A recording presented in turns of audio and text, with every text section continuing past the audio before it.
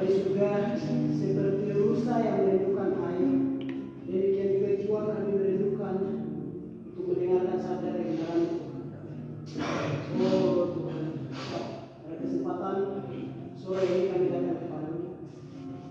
Allah yang kami sembah adalah Putra Yesus Kristus. Bapa di surga, kami juga menyadari bahwa kami ini adalah debu yang tidak ada artinya.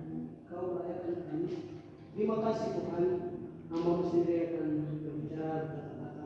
Tuhan, Kau pakai hamba-Mu, hamba-Mu sebagai manusia biasa, tidak layak berdiri di hadapan hamba-Mu Tuhan, ini ibadah terus. Pakai hamba-Mu, dan juga Kau pakai hamba-Mu yang akan mendengarkan firman-Mu hari ini. Tidak ada oknum-oknum lain yang selalu mengganggu dalam mendengarkan firman-Mu. Kami tolak pimpinannya di dalam nama Yesus, Tuhan Tuhan dan Tuhan. Kami mendengarkan firman-Mu. Hanya di dalam nama-Mu kami berdoa bersyukur kepada Bapa di surga. Haleluya. Amin. Ya. Puji Tuhan. Shalom. Sekali lagi shalom. Pertama-tama mengucap syukur kepada Tuhan karena Tuhan kami boleh ada hari ini. Semua dari Banten, semua dalam penyertaan Tuhan. Dan yang berikut yang terkasih kepada pengurus asrama kita, dan terima kasih atas kepercayaan yang diberikan oleh Kerwanian. Ini adalah khotbah saya pertama di asrama Putra Baptis Papua. Jadi terima kasih banyak. Dan terima kasih juga semua hamba Tuhan yang sudah datang. Puji nama Tuhan. Sebelum kita mendengarkan firman Tuhan, saya punya kesaksian. Tadi waktu kesaksian semua berdiri, tapi ya sekalian saya bersaksi begitu. Jadi tidak bersaksi puji Tuhan. Saya bersyukur kepada Tuhan karena tadi malam itu kemarin malam itu saya sakit jam 2-3 gitu. Saya sakit malaria belum tidak bisa. Dingin sampai gemetar-gemetar begitu. Saya berdiri, saya berdoa ya Tuhan, bagaimana besok saya khotbah. Dari Tuhan itu luar biasa.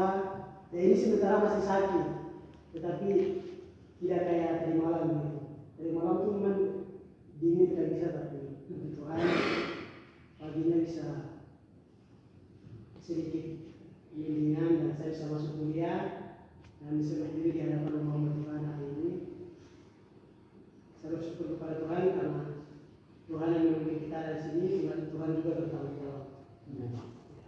Tuhan, kita akan mendengarkan firman Tuhan yang tadi itu bersama.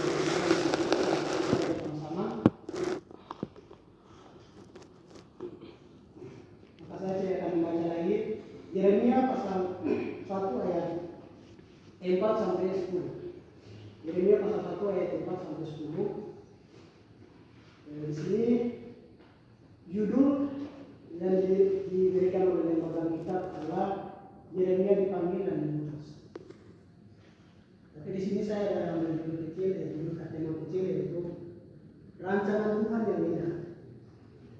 Rancangan Tuhan yang indah. Yang merupakan latar belakang adalah penulis surat penulis kitab Yeremia adalah Yeremia sendiri.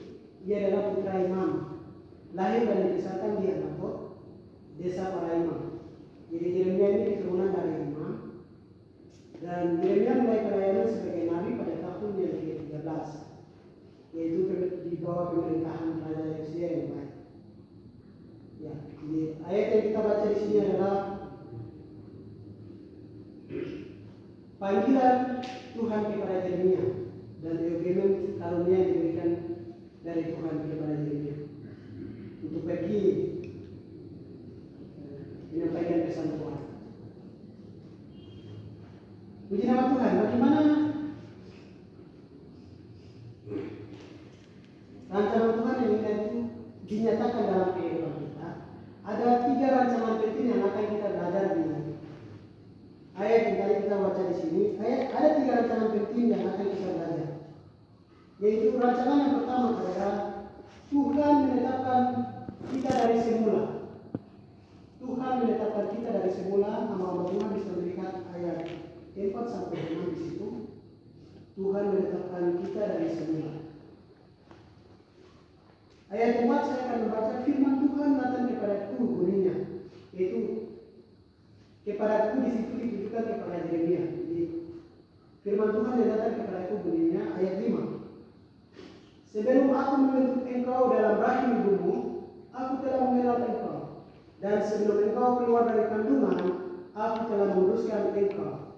Aku telah menetapkan engkau menjadi nabi bagi bangsa-bangsa. Jadi Tuhan mengenal Yeremia di bagian ayat 5 bagian A. Tuhan mengenal Yeremia dari sebelum Yeremia ada dalam kandungan ibunya. Jadi Tuhan mengenal Yeremia sebelum Yeremia ada dalam kandungan ibunya. Dan sebelum aku membentuk engkau, Yeremia, membentuk di sana ditulis istilah yang ditulis di sana adalah yaksar. Artinya rancangan Tuhan.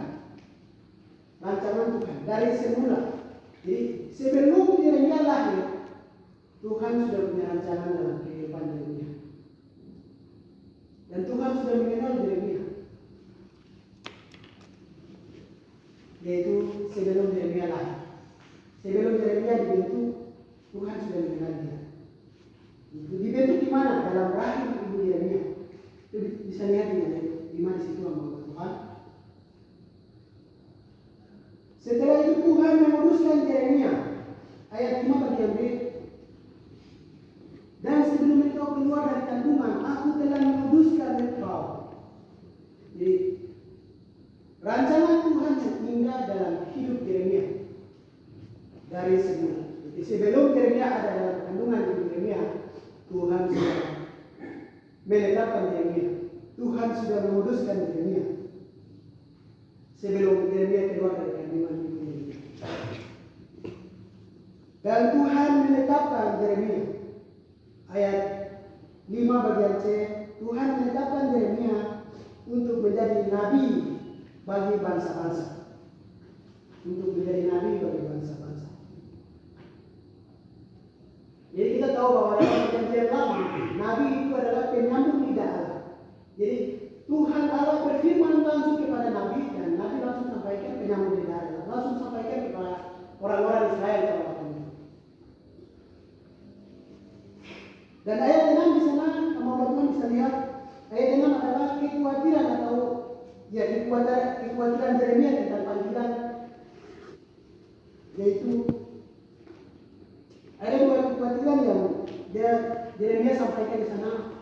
Maka aku menjawab, Tuhan Allah, sesungguhnya aku tidak pandai berbicara, sebab aku ini masih muda. Jadi secara manusiawi Yeremia katakan, Tuhan, saya tidak pandai berbicara karena saya masih muda, saya masih anak kecil.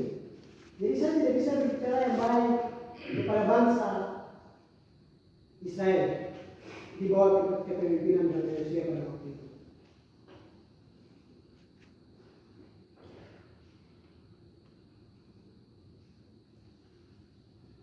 Itu adalah bagian yang pertama. Tuhan menetapkan kita dari semula. Tuhan menetapkan Yeremia dari sebelum Yeremia keluar dari kandungan dunia untuk menjadi nabi, untuk menjadi pemimpin pada saat itu. Jadi sekarang bagaimana ya kehidupan kita? Hamba Tuhan. Seperti alasan Yeremia katakan, Tuhan, saya tidak pandai berbicara karena saya masih anak kecil. Pada kesempatan sore ini sama menurut kita semua, jangan berpikir bahwa saya ini masih muda, gitu. Saya masih anak kecil, harus saya takut. Jangan pikir, karena Tuhan sudah menetapkan Anda dan saya dari semula. Amin. Tuhan sudah menetapkan kita dari semula. Maka dari itu jangan takut, jangan bimbang, jangan berpikir saya tidak bisa berkata-kata yang baik di depan orang-orang besar. Tapi Tuhan memanggil kita. Sebelum saya dan saudara, sebelum ada dalam kandungan ibu kita, Tuhan sudah mengenal kita, Tuhan sudah membentuk kita, Tuhan sudah menguruskan kita untuk menjadi nabi bagi bangsa-bangsa itu untuk menjadi pemimpin, untuk menjadi hamba-hamba Tuhan, untuk menjadi guru-guru di tanah Papua ini. Amin. Maka dari itu jangan berpikir saya tidak pandai berbicara. Saya masih kecil ya. Jangan betul. Karena kita ada di sini, Tuhan sudah menetapkan kita dari semula, dari kandungan kita. Puji nama Tuhan. Itu adalah rancangan Tuhan yang pertama. Tuhan menetapkan kita dari semula. Yang kedua adalah bagaimana rancangan Tuhan yang indah itu dinyatakan dalam kehidupan kita. Yang kedua adalah Tuhan bertanggung jawab atas hidup kita. Tuhan bertanggung jawab atas hidup kita. Yaitu hamba Tuhan bisa melihat ayat 7 sampai ayat 8. Tuhan bertanggung jawab atas hidup kita. Atas hidup saya dan hidup hamba Tuhan semua. Tuhan bertanggung jawab atas hidup kita. Ayat 7 di sana Yeremia katakan itu ayatnya, Yeremia, Tuhan saya tidak pandai berbicara karena saya masih muda. Tetapi Tuhan berkata, ayat 7 di sana. Tetapi Tuhan berfirman kepadaku, yaitu kepada Yeremia, janganlah katakan, aku ini masih muda. Tetapi kepada siapapun yang kau utus, haruslah engkau pergi. Dan apapun yang kuperintahkan kepadamu, haruslah kau sampaikan. Janganlah takut kepada mereka. Dan sebab ya itu ayat 8, minta maaf ayat 7 saja. Jadi ada 3 kata perintah dari Tuhan sana. Janganlah, haruslah. Jadi itu adalah merupakan suatu perintah yang harus kita lakukan, tidak boleh tidak. Jadi Tuhan katakan kepada Yeremia bahwa kamu harus pergi, kamu harus katakan kepada bangsa Israel.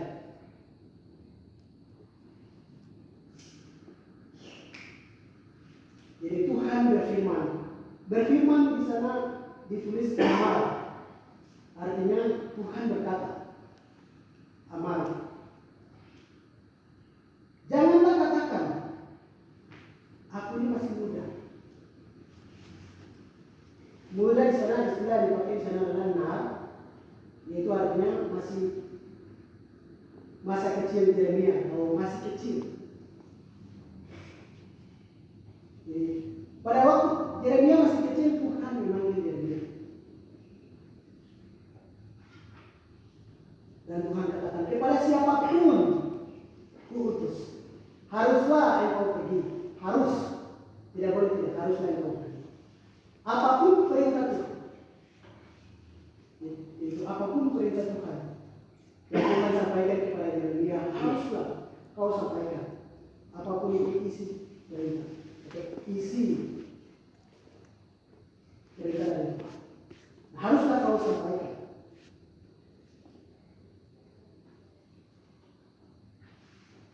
Janganlah takut. Ayat 8 di sana, janganlah takut sebab Tuhan menyertai. Jadi Tuhan sampaikan kepada Yeremia, jangan takut. Jangan kamu katakan saya masih muda, saya masih tidak bisa berbicara. Jangan takut. Tuhan menyertai kamu, Yeremia. Tuhan menyertai. Dan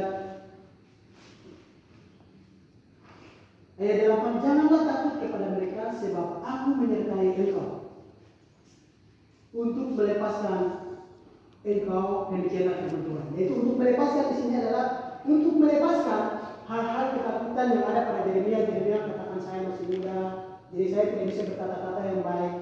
Jadi Tuhan katakan haruslah engkau pergi sebab aku akan melepaskan. Itu melepaskan dari yang takut, dari yang grogi karena masih muda. Jadi Tuhan akan melepaskan itu. Kamu harus pergi, sampaikan kepada bangsa Israel pada waktu itu.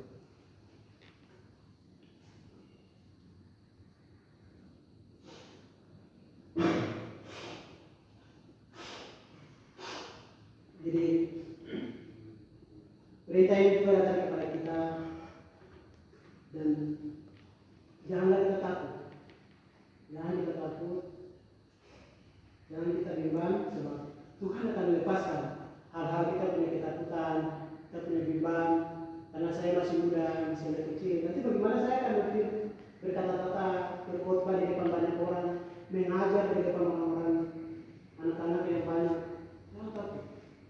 Sebab Tuhan yang memang hidup kita.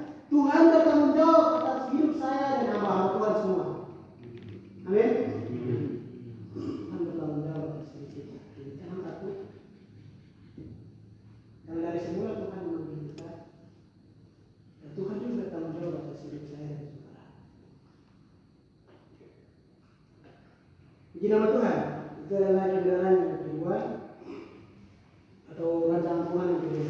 Dan mari kita melihat rancangan Tuhan yang ketiga, yaitu bagaimana rancangan Tuhan yang ini yaitu dinyatakan dalam kehidupan kita.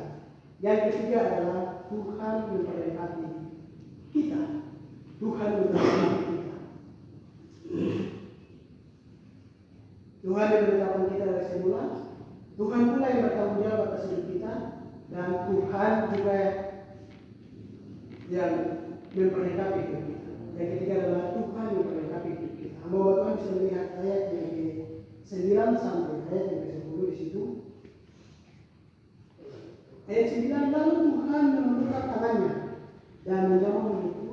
Tuhan berfirman kepadaku, sesungguhnya aku menaruh perkataan-perkataanku ke dalam mulutku. Jadi Tuhan memperlengkapi hidup Yeremia. Tuhan mengulurkan tangannya dan menjamah mulutnya. Karena ayat 6 di atas Yeremia katakan saya tidak bisa berkata-kata yang baik karena saya ini masih bisa. Tapi Tuhan berfirman ayat yang ke-9 itu Tuhan mengulurkan tangannya dan menjamah mulut Yeremia. Di situ mulutku itu ditujukan kepada Yeremia. Dan Tuhan berfirman kepada Yeremia. Artinya bahwa Tuhan menaruh perkataan-perkataannya ke dalam mulut Yeremia untuk sampaikan kepada orang Israel pada waktu itu. Karena awalnya saya sudah katakan bahwa Nabi itu adalah penyambung lidah Tuhan. Penyambung lidah. Jadi apa yang Tuhan sampaikan? Mereka meneruskan. Sampaikan kesan itu kepada bangsa Israel.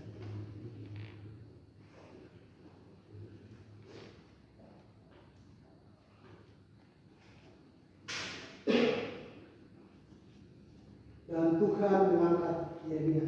Itu bisa lihat ayat 10.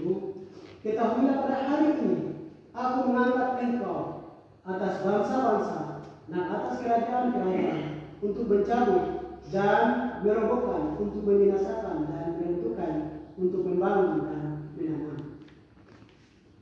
Jadi Tuhan mengangkat Yeremia atas bangsa-bangsa, atas kerajaan-kerajaan pada saat itu. Bangsa Israel. Dan ayat yang ke-10 ini adalah golnya Tuhan kepada Yeremia. Panggilan Tuhan kepada Yeremia untuk Yeremia harus lakukan. Ayat yang ketiga ke-10 di sini adalah golnya Tuhan. Kita bisa melihat di sana ada 6 tujuan utama yang Tuhan taruh kepada Yeremia, yaitu di situ ada 6, yaitu untuk mencabut, untuk merobohkan, untuk membinasakan, untuk meruntuhkan, untuk membangun, untuk menanam. Ada 6 itu. Jadi 1 sampai 4 untuk mencabut, untuk merobohkan, untuk membinasakan, untuk meruntuhkan, itu adalah perintah Tuhan kepada Yeremia bahwa bangsa Israel, bangsa yang tidak menyembah kepada saya itu, kamu harus meruntuhkan, kamu harus mencabut. Nah, ini bukan langsung mencabut, ini tidak kata. Kamu harus mencabut, kamu harus merobohkan, kamu harus membinasakan, kamu harus meruntuhkan hal-hal penyembahan berhala, tidak taat kepada Tuhan. Jadi hal-hal itu engkau singkirkan. Setelah itu setelah itu bagian 5 dan 6 di situ. Setelah kamu harus mencabut, merobohkan, membinasakan, meruntuhkan, setelah itu kamu harus yang kelima adalah untuk membangun. Kamu harus membangun. Yang keenam adalah untuk menanam. Jadi hal-hal yang tidak diinginkan oleh Tuhan itu kamu harus singkirkan dari itu. Setelah itu kamu harus membangun. Kamu harus menanam. Yaitu apa yang Tuhan perintahkan kepada Yeremia, kamu harus sampaikan kepada bangsa Israel dan memikirkan hal-hal yang tidak diinginkan dan mereka keluar dari menyembah kepada Allah, hal-hal itu singkirkan, setelah itu kamu harus membangun menanam dan kembali kepada Tuhan. Yaitu yang kelima dan keenam itu kamu harus tinggalkan semua itu dan kembali kepada Tuhan Allah Yahweh yang membawa kamu keluar dari bangsa perbudakan dan kepada tanah perjanjian.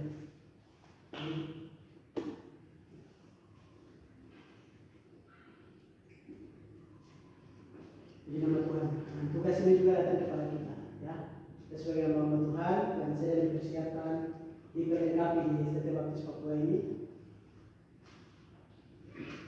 Tugas ini datang kepada kita juga. Kita harus membawa orang-orang yang di luar dari Tuhan, membawa kepada Tuhan. Kita harus membangun, menanam iman kepada Tuhan. Jadi itu adalah tanggung jawab kita. Karena itu kita dipanggil oleh Tuhan. Karena itu kita ada di STT Baptis Papua ini. Kalau bukan karena itu, untuk apa kita ada di sini? Gitu? Karena itu, karena panggilan Tuhan itu kita ada di sini. Tuhan saya kali ini saya punya kesaksian dulu. Waktu saya masih SMP, SD, pada saat itu saya untuk pengasuh, jadi ada pelayanan dan acara-acara besar di Wolo itu saya yang bikin acara ini. Jadi orang-orang sampai tawarkan saya, dia harus masuk sekolah kita harus seperti itu. Jadi di Wolo itu ada sekolah saya juga yang menjadi sendika di dalam gitu. Ada juga dari ini ada misal ada langsung itu ada mana istilah sekali. Jadi bilang kamu harus masuk sekolah kita. Tapi saya belum mengerti tentang panggilan ini, saya belum ini, saya tidak tahu sekolah yang lain. Tapi puji Tuhan, kita kenapa Tuhan membawa saya di sini? Saya bingung. Tapi Tuhan sudah menetapkan saya di sini. Karena dengan rencana saya tidak di sekolah kita, tapi rencana Tuhan indah dalam kehidupan saya. Jadi Tuhan membawa saya di sini. Dan saya juga percaya sama Tuhan kita semua yang ada di sini. Sampai mereka katakanlah, dan setelah saya mengambil keputusan untuk masuk sekolah kita itu dari tahun 2018, 19, 20 itu saya masih SMA, jadi saya ambil keputusan untuk masuk sekolah kita. Tapi ada tawaran-tawaran lain yang tidak tahu dari mana mengatakan engkau tidak sekolah masih muda tidak sesuai dengan Tuhan. Itu sekolah-sekolah orang tua mengatakan kepada saya. Tapi itu mereka salah. Gitu? Mereka katakan itu sekolah orang tua. Tapi tidak. Karena di sini itu kan memang Yeremia. Bukan umur Yeremia juga tua. Pada saat ini masih muda. Masih ada kecil juga. Tuhan memang Yeremia. Jemaat Tuhan, seperti panggilan kepada kita yang kita baca tadi di Mazmur itu. Mazmur pasal Mazmur 139 ayat 13 yang kita baca itu bisa teman-teman bisa baca di situ.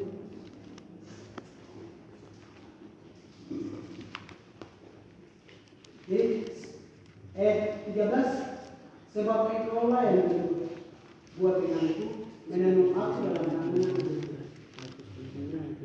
Jadi sebab Tuhanlah yang menenun kita dalam tangannya kita dari semua. Puji nama Tuhan, segala firman Tuhan kita pada kesempatan malam ini. Dan ada 3 kebenaran terpenting atau arti rohani bagi kita itu perbuatan Tuhan yang ada di dalam perbuatan Tuhan yang ada di dalam kita. Yang ketiga adalah kita ada dalam naungan tangan Tuhan. Naungan tangan itu begini, naungan tangan Tuhan itu begini. Kita ada dalam tangannya Tuhan ini. Kita ada di dalam naungan tangan Tuhan. Nah, dia yang memiliki kita dari sini. Dan yang ketiga, kita ada dalam misinya Tuhan. Yaitu untuk pergi memberitakan ini. Jadi yang membuat Tuhan, mari kita tetap ada dalam brandnya Tuhan, ada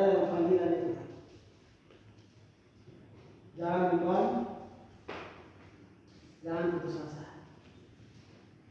Ya, puji Tuhan, kita akan memuji Tuhan. Tuhan tak pernah janji, lanjut selalu. Jangan pernah menyerah.